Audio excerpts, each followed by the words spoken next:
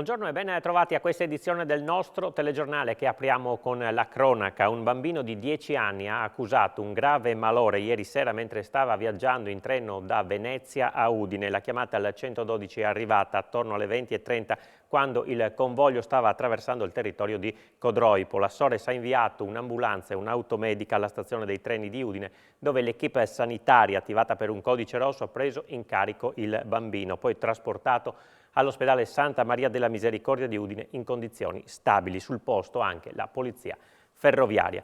Una coppietta di giovani è stata aggredita ieri sera alle 20 in piazza Barbacana, nell'area centrale di Trieste. I due giovani fidanzati stavano passeggiando quando all'improvviso sono stati raggiunti da 5 cittadini pakistani che hanno iniziato ad importunarli. Il gruppetto in particolare avrebbe rivolto degli apprezzamenti nei confronti della ragazza, tanto che il fidanzato, avvicinandosi a loro per chiedere spiegazioni, sarebbe stato aggredito senza comunque portare ferite serie. All'arrivo delle volanti della polizia i 5 pakistani si erano già allontanati. Al momento la giovane non ha ancora sporto denuncia. Ancora a cronaca, da 2 giorni un uomo di 81 anni risulta disperso. Si tratta di un pensionato di Tolmezzo, Alberto Cacciti, uscito da casa con la sua auto che è stata trovata nel tardo pomeriggio di ieri in località Avons. Le operazioni di ricerca sono state attivate ieri pomeriggio anche attraverso perlustrazioni con il cane molecolare. Hanno dato qualche riscontro che oggi si cercherà di rafforzare. Da questa mattina sono cominciati i sorvoli dell'elicottero della Protezione Civile regionale nell'area. Questa mattina alle squadre della ricerca si è unito anche il nucleo droni della Protezione Civile. Sul posto i volontari del soccorso alpino, i vigili del fuoco cinofoli, cani molecolari e i tecnici della Guardia di Finanza. Cambiamo argomento, è stata inaugurata a Udine la scuola polmone di via Aspromonte, realizzata per ospitare gli studenti dello Zanon, del Malignani e del Marinelli durante i lavori di ristrutturazione dei loro istituti. Si tratta di una struttura all'avanguardia anche dal punto di vista dell'efficientamento energetico. A seguire per noi l'evento c'era Isabella Gregorato. Siamo con il governatore Friuli Venezia Giulia, Massimiliano Fedriga, all'inaugurazione di questo stabile che è stato realizzato, pensate, in soli 8 mesi. Quindi un grande lavoro di squadra per un investimento di quanto, Presidente? Quasi 6 milioni di euro, un investimento importante ma soprattutto realizzato, come diceva giustamente, in tempi record. Penso che è la dimostrazione che la pubblica amministrazione può essere estremamente efficace, estremamente efficiente, se le regole che vengono date sono regole che permettono di agire in questo modo. Noi ovviamente abbiamo utilizzato, e l'ente di decentramento regionale di Udine ha utilizzato gli strumenti straordinari dati anche dal governo nazionale per andare più velocemente a collegare col processo di costruzione con tutta la parte burocratica.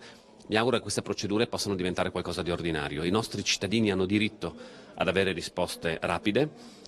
Abbiamo dimostrato che la pubblica amministrazione è in grado di farlo. Questo oltretutto siamo dentro un edificio per il quale sono stati anche portati i più alti standard del risparmio energetico. Qui di fatto c'è un bassissimo consumo di energia e un'autoproduzione di energia.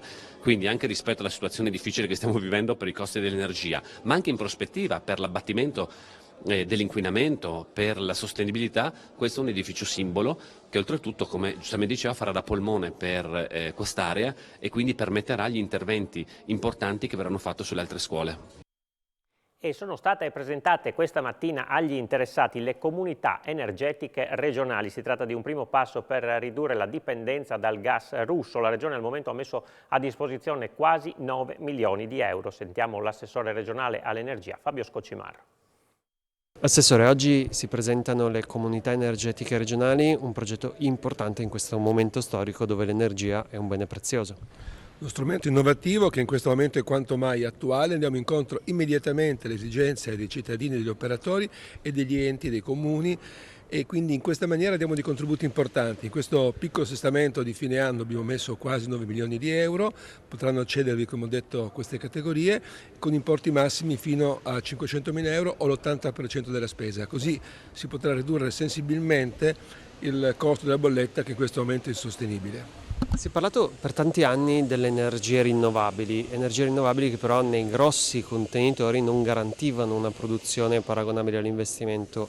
Adesso si parla invece di creare fotovoltaico specifico, cioè ogni azienda, ogni palazzo, in questo modo si riduce complessivamente, cioè il concetto dei piccoli mattoncini invece che del grande impianto. Esattamente, anche perché noi faremo una misura innovativa. Il Presidente Fedriga ha pensato insieme alla Giunta di fare un investimento pesante, molto pesante, me lo darà lui l'annuncio nei prossimi giorni, per andare incontro ai cittadini per appunto installare energia pulita nelle abitazioni e far sì che il costo sia veramente risibile.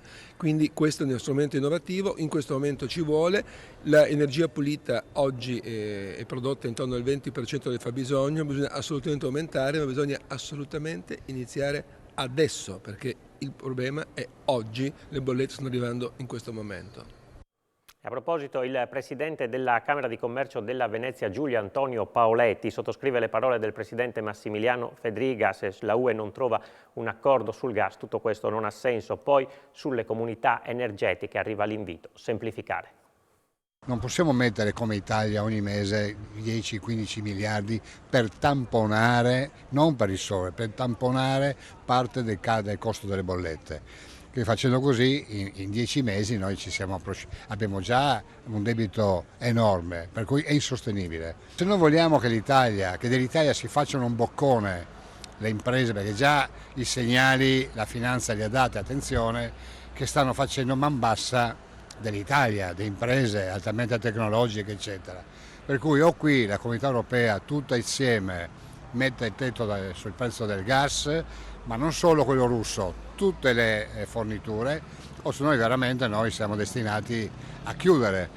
In questo senso si sta lavorando per le comunità energetiche regionali. Sì, con le comunità energetiche noi come Confcommercio, io ho la doppia presidenza, però lavoriamo tutti uniti, sempre con la Camera.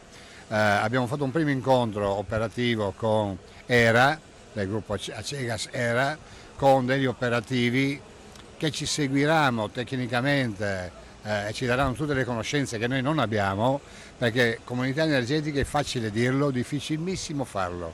Ci sono regole. O qui la pubblica amministrazione, le sovrintendenze, un po' tutti devono metterci la mano sul cuore e semplificare la possibilità di fare fotovoltaico un po' dappertutto, non in maniera, come dire, orrendo, brutta o disordinata, ma senza lacci e lacciuoli.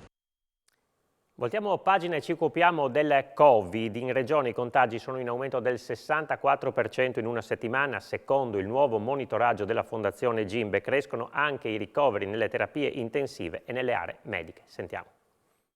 Sono aumentati quasi del 64% i nuovi contagi da Covid in Friuli Venezia Giulia nell'ultima settimana. L'incremento a livello nazionale è invece del 52%. Cresce in regione anche il numero di cittadini attualmente positivi ogni 100.000 abitanti. Siamo passati in 7 giorni da 572 a 906. In particolare sono 445 nella provincia di Gorizia con un incremento dell'81,5%, 619 a Trieste più 67,5%, 759 a Udine più 67,1% e 544 a Pordenone più 49,6%. È quanto emerge dall'ultimo monitoraggio della Fondazione Gimbe. Fanno un balzo in avanti anche le ospedalizzazioni. In Friuli Venezia Giulia sono sopra la media nazionale le percentuali di posti letto Covid occupati in area medica, 15,1% contro il 9,5% della settimana precedente, e nelle terapie intensive 4,6% contro il 2,9% di 7 giorni fa. La Fondazione Gimbe chiede che sia pubblicata subito la circolare del Ministero della Salute con le indicazioni per la gestione della pandemia in autunno e in inverno. È stato ingiustificatamente bloccato, afferma il presidente di Gimbe, Nino Cartabellotta, dimostrando che in questa fase di transizione istituzionale l'opportunismo politico prevale sulla tutela della salute pubblica. E nell'attesa che il nuovo esecutivo sia pienamente operativo, conclude Cartabellotta, si sta concretizzando il rischio già paventato dalla Fondazione, l'ennesima corsa all'inseguimento del virus che compromette la salute e la vita delle persone più fragili e ritarda l'assistenza sanitaria per i pazienti con altre patologie. Sicurezza sul lavoro, sorveglianza sanitaria, formazione e welfare raccoglie tutti questi ambiti il nuovo centro Coram Servizi Imprese che è stato inaugurato a Remanzacco in strada Oselin. È in questo polo che si gestiscono in forma integrata tutti i servizi rivolti alle imprese e gestiti dalla terza generazione della famiglia Rampino Cordaro. Il lavoratore e il suo benessere sono al centro dell'operato di Coram, censiti tutti gli infortuni che si sono attualmente sul lavoro. Il loro costo medio per l'impresa è di circa 28.000 euro, cioè 400 euro al giorno, ha spiegato l'amministratore delegato Riccardo Cisilino. Numeri che evidenziano l'importanza della prevenzione, sempre con il coinvolgimento degli stessi lavoratori. Per questo proprio il lavoratore e il suo benessere, conclude Cisilino, sono al centro del nostro operato. Ci occupiamo ora di cultura, di musica, torna Vocalia, il festival internazionale, sarà un'edizione quella che si aprirà il 15 ottobre a Maniago, che segnerà la ripartenza della manifestazione dopo le restrizioni legate alla pandemia. Quest'anno Vocalia si dedica alla varietà delle lingue. Incominciamo con Tosca il 27 ottobre, è un concerto speciale per Vocalia in cui Tosca da un immaginario salotto incomincerà a cantare e parlerà delle lingue francese, capoverdiana, dialetto romanesco, la canzone italiana. Proseguiamo poi la sera successiva con gli Extra Liscio. Chiudiamo con Tochigno il sabato 29 ottobre. Incominciamo però proprio dalla lingua di casa, dal friulano, perché abbiamo un'anteprima quest'anno, il 15 ottobre, nel Teatro Verdi di Maniago, sempre alle 3 del pomeriggio, con un progetto molto interessante che è quello di Stefano Battaglia ed Elsa Martin, che il progetto si chiama Lira.